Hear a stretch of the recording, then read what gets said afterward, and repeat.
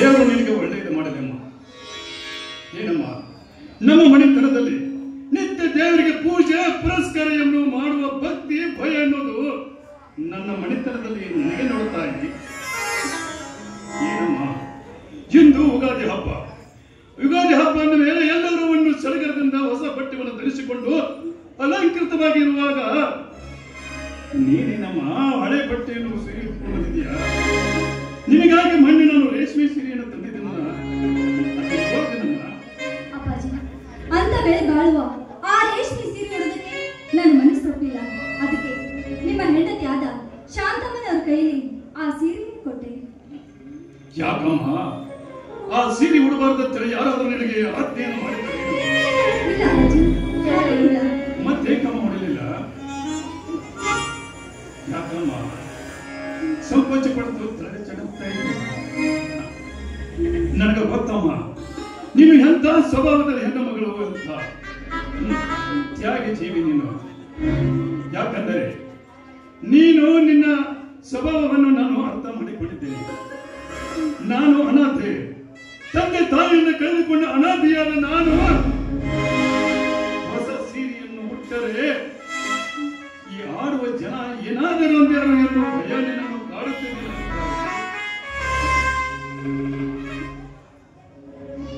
ಆ ಭಯದಲ್ಲಿ ನೀನು ಎಂದೋ ಬದುಕಬೇಡಮ್ಮ. ಈ ರಾಜಶೇಖರನ ಅರಮನೆಯಲ್ಲಿ ನೀನು ಯಾವಾಗಲೂ ಮಹಾರಾಣಿಯಾಗಿಯೇ ಇರಬೇಕನ್ನೋದೇ ನನ್ನ ಆಸೆಯನ್ನು. ಹೋಗು, ಬೇಗ ಹೋಗಿ ಸೀರೆಯನ್ನು ಒಪ್ಕೊಂಡು ಬಾರಮ್ಮ. ಅಪ್ಪಾಜಿ, ನಿಮ್ಮಂತ ತಂದೆಯನ್ನು ಪಡಿಬೇಕಾದ್ರೆ ನಿಜಾಗ್ಲೂ ನಾನು ಕೂಡ ಪುಣ್ಯ ಮಾಡಿದ್ದೇನೆ. ಅಮ್ಮ, ನೀನು ಪುಣ್ಯ ಮಾಡಿದಮ್ಮ, ನಾನು ಪುಣ್ಯ ಮಾಡಿದ್ದೀನಿ. ಯಾಕಂದರೆ ನೀನು ನನ್ನ ತಂಗಿಯಾಗಿ ಹುಟ್ಟಬೇಕಾದರೆ ದೇವರ ಕೊಟ್ಟ ಕಾಣಿಕೆ ಎಂದು ನಾನು ಭಾವಿಸಿಕೊಂಡಿದ್ದೀನಿ. ನಾನು ಎಂದು ನೀನು ಅನಾಥೆ ಎಂದು ನಾನು ಭಾವಿಸಿಕೊಂಡಿಲ್ಲ ತಾಯಿ. ನೀನು ನನ್ನ ಉದರದಲ್ಲಿ, ನನ್ನ ಮನೆಯಲ್ಲಿ ನೀನು ಕಾಲಿಟ್ಟರೆ ನನ್ನ ಮನೆ ನನ್ನ ದೀಪದಂತೆ ಬೆಳಗುತ್ತಾ ಇದೆ. ಅಷ್ಟಕ್ಕೂ ನಮಗೇನು ಕಮ್ಮಿ ಇದೆ ಮಹಾತಾಯಿ? 4 ತಲೆಮಾರ ಕುಳಿತು ತಿಂದರೂ ಸರಿಯಾದಷ್ಟು ಆಸ್ತಿ ಅಂತಸ್ತು ಶ್ರೀ ಸಂಪತ್ತು ತುಂಬಿ ತುಳುಗುತ್ತಾ ಇದೆ. ಮೇಲಾಗಿ ನಮ್ಮ ಫ್ಯಾಕ್ಟರಿಯಲ್ಲಿ ಸಾವಿರಾರು ಜನ ಕಾರ್ಮಿಕರು ಕೆಲಸ ಮಾಡ್ತಾ ಇದ್ದಾರೆ. ಅಂದಾಗ ನಮಗೆ ನಮ್ಮ ಕಮ್ಮಿ ಮಾಡಿದ್ದಾನೆ ಭಗವಂತ. ಹೋಗು, ನಿಮಗೆ ಯಾವ ಭಯ ಸಂಕೋಚ ಬೇಡ. ಹೊಸ ಸೀರೆಯನ್ನು ಉಟ್ಟುಕೊಂಡು ಅಲಂಕೃತವಾಗಿ ಬಾವಮ್ಮ. ಇಂದು ಯುಗಾದಿ ಹಬ್ಬ ಇದೆ. ಹಾ ಪ್ರೇಮ, ಇನ್ನೊಂದು ಮಾತು. ನನ್ನ ಧರ್ಮಪತ್ನಿಯಾದ ಶಾಂತಾದೇವಿಯವರು ಇನ್ನೂ ಎದ್ದಾರು, ಹಾಸಿಗೆಲ್ಲ ಇನ್ನ ಮಲ್ಕೊಂಡಿದ್ದಾರೆ. ಬೆಳಗ್ಗೆ ಬೇಗನೆ ಎದ್ದು ಸ್ನಾನ ಮಾಡಿ ಹಾಗೆ ದೇವಸ್ಥಾನಕ್ಕೆ ಕೂಡ ಹೋಗಿದ್ದಾರೆ. ಏನು ದೇವಸ್ಥಾನಕ್ಕೆ ಹೋಗಿದ್ದಾರೆ? ಅಂದ ಮೇಲೆ ಬಹುಶಃ ದೇವರಿಗೆ ಏನು ಗ್ರಹಚಾರಕ್ಕಾದಿತ್ತು. ದೇವರಿಗೆ ಅಯ್ಯೋ ಅಪ್ಪಾಜಿ, ನಿಮ್ ಹಿಂದ್ಗಡೆ ನೋಡಿ, ಅಕ್ಕ ಬಂದಿದ್ದಾರೆ.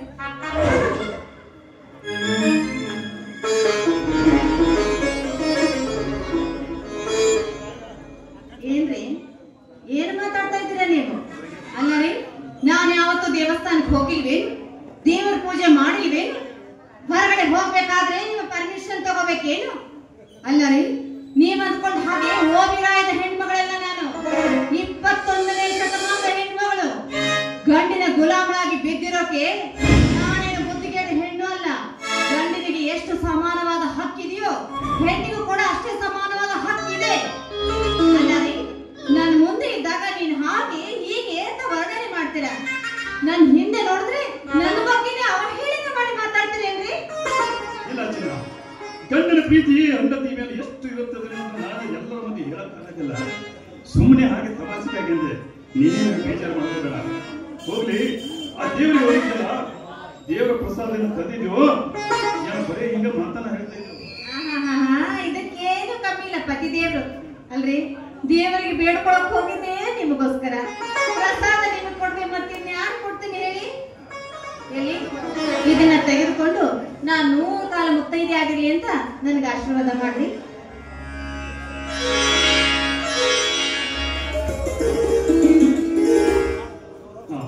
ಶಾಂತ, ದೇವರ ಪ್ರಸಾದವನ್ನು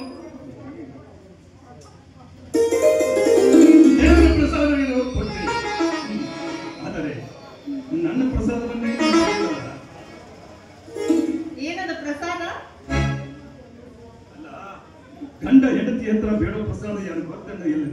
ಅಯ್ಯೋ ಹೋಗ್ರಿ ನಾಚಿ ಆಗುತ್ತದೆ. ಅನ್ಸ್ಕೊಂಡ್ರೆ ಮಕ್ಕಳು ಅನ್ಕೊಂಡ್ರಿ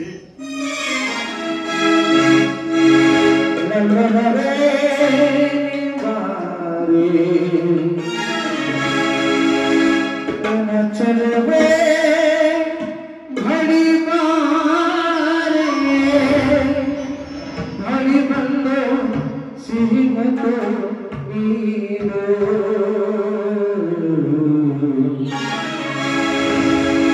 ಸಿಹಿಮತ್ತಿನ ಕಾಣಿಕೆ ಮಾರನ ಸನಿಹಕ್ಕೆ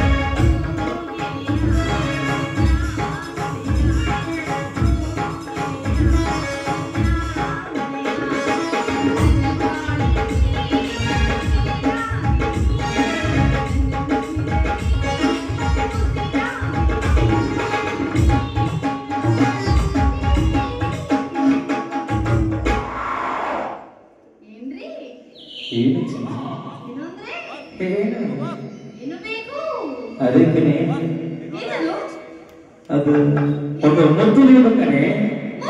ಹೌದು,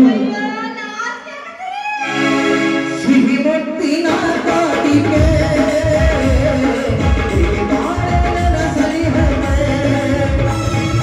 ಸಿಹಿ ಮುತ್ತಿನ ಕಾಡಿಗೆ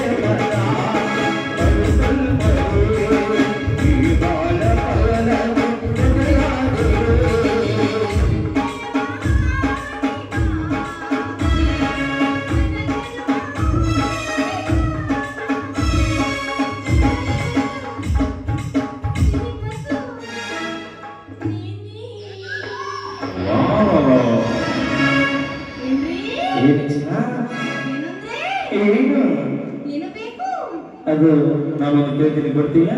ಕೇಳಿ ಮತ್ತೆ. ಖಂಡಿತ ಕೊಡಬೇಕು.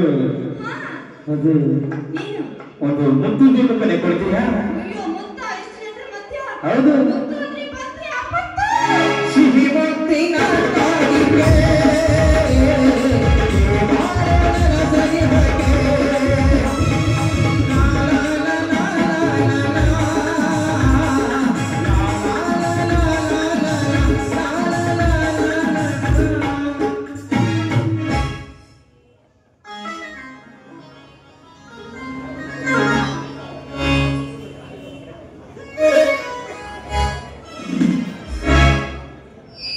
ಅಣ್ಣ ಅತ್ತಿಗೆ, ಇವತ್ತು ಯುಗಾದಿ ಹಬ್ಬ. ಅಣ್ಣನ ಆಶೀರ್ವಾದ ಸದಾ ಹೀಗೆ ಇರಲಿ ಅಂತ ನನ್ನ ಪ್ರಾರ್ಥನೆ. ಆಶೀರ್ವಾದ ಮಾಡೋಣ. ಭಗವಂತ ನಿನಗೆ ಎಲ್ಲ ಅರ್ಥೈಶ್ವರ್ಯ ಕೊಟ್ಟು ಕಾಪಾಡಲೆಂದು ಆ ಭಗವಂತನಲ್ಲಿ ಪ್ರಾರ್ಥಿಸುತ್ತೇನೆ. ಅತ್ತಿಗೆಮ್ಮ, ಹೆತ್ತವಳನ್ನು ಕಳೆದುಕೊಂಡ ಮೇಲೆ ಅವಳ ಸ್ಥಾನದಲ್ಲಿ ನೀನು ನಿಂತಿರುವಿ. ಈ ನಿನ್ನ ಮೈದು ನನ್ನ ಮೈದುನಲ್ಲ, ಸ್ವತಃ ಮಗನೆಂದು ತಿಳಿದು ನನಗೆ ಆಶೀರ್ವಾದ ಮಾಡಮ್ಮ. ಏಕೇಳಿ ಮೈದ್ನ, ಆ ಗಣೇಶ ನೀನ್ ಏನ್ ಬೇಡಿಕೊಂಡ್ರು ಕೊಡ್ಲಿ, ನಿನಗೆ ದೇವ್ರು ಒಳ್ಳೇದು ಮಾಡಿ. ಅಣ್ಣ, ಇನ್ 2 ದಿನಗಳಲ್ಲಿ ಫೈನಲ್ ಕೋರ್ಸ್ ಎಕ್ಸಾಮ್ ಇವೆ. ಅರ್ಜೆಂಟ್ ಆಗಿ ನಾನು ಬೆಂಗಳೂರು ಹೋಗಬೇಕಿದೆ. ನನಗೆ 10,000 ರೂಪಾಯಿ ಬೇಕಾಗಿತ್ತು ಅಣ್ಣ. 10,000 ಏಕೋ ತಮ್ಮ, 70,000 ರೂಪಾಯಿ ಹಣ ತೆಗೆದುಕೊಳ್ಳುವಂತೆ. ಆದರೆ ಇಂದು ಉಗಾದಿ ಹಬ್ಬ. ಉಗಾದಿ ಹಬ್ಬ ಅಂದಮೇಲೆ ಎಲ್ಲರೂ ಬೇವು ಬೆಲ್ಲವನ್ನು ಸ್ವೀಕರಿಸಿ ನಾನೇನೇ ಊರಿಗೆ ಹೋದ್ರೆ ಆಯ್ತು. ಆಯ್ತು, ಬಾ ಕುಳಿತಪ್ಪ. ಇವತ್ತು ಉಗಾದಿ ಇದೆ, ಬೇವು ಬೆಲ್ಲ ಸ್ವೀಕರಿಸಿಕೊಂಡು ಹೋಗುವಂತೆ. ಸರಿ, ಹಾಗಾದ್ರೆ ಪ್ರೇಮ, ಏ ಪ್ರೇಮ,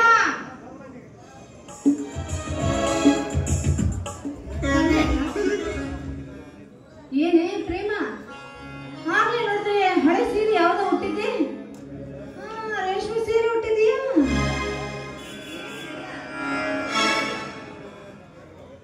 ಇಲ್ಲ ಶಾಂತ, ನಾನೇ ಅವನಿಗೆ ಹೇಳಿದ್ದೆ, ಇಂದು ಉಗಾದಿ ಹಬ್ಬ ಅಂದಮೇಲೆ ಎಲ್ಲರೂ ಹೊಸ ಬಟ್ಟೆಯನ್ನು ಧರಿಸುವಾಗ ಅವನೇಕ ಹಳೆ ಬಟ್ಟೆಯನ್ನು ಧರಿಸಬೇಕು. ನಾನೇ ಸೀರೆಯನ್ನು ಉಟ್ಟುಕೊಂಡು ಬಾ ಅಂತೇಳಿ ಆಜ್ಞೆಯನ್ನು ನಾನು ಮಾಡಿದ್ದೆ. ನೋಡಮ್ಮ, ಬೇವು ಬೆಲ್ಲವನ್ನು ಎಲ್ಲರಿಗೂ ಹಂಚು. ಆಗ್ಲಿ ಅಪ್ಪಾಜಿ.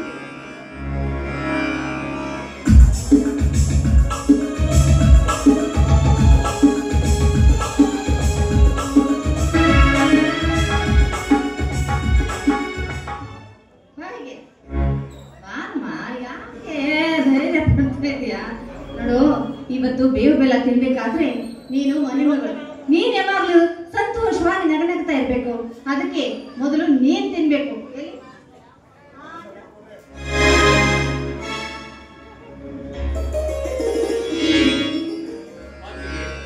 ಮೈದ್ನ, ಎಷ್ಟೊಂದು ಸಂತೋಷವಾಗಿದ್ದೀವಿ. ಇದೇ ಸಂತೋಷದಲ್ಲಿ ನಾವೆಲ್ಲರೂ ಸೇರಿ ಒಂದು ಹಾಡು ಹಾಡಿ ಸಂತೋಷ ಪಟ್ಟರೆ ಹೇಗೆ? ಅಯ್ಯೋ ನನ್ನ ರಾಜ, ನೀ ಕೇಳೋದ್ ಹೆಚ್ಚ, ನಾವ್ ಹಾಡೋದ್ ಹೆಚ್ಚ. ನನ್ನಪ್ಪ, ನೀನ್ ಹೇಳ್ದಂಗೆ ಹಾಗೆ ಬೇಡ, ಹಾಗೆ ಉಕ್ಕಳ ಬೆಳಕಿನ ಅಂಗಳದಲ್ಲಿ ಅರಳದ ಪ್ರೀತಿಯ ಸಂಚಾರ. ದೇವರು ಬಂದರು ನಾಚಲಬೇಕು, ಸ್ವರ್ಗವೇ ಸಂಸಾರ. ತಿಳ್ಗಳ ಬೆಳಕಿನ ಅಂಗಳದಲ್ಲಿ ಅರಳದ ಪ್ರೀತಿಯ ಸಂಚಾರ. ದೇವರು ಬಂದರು ನಾಚಲಬೇಕು, ಸ್ವರ್ಗವೇ ಸಂಸಾರ.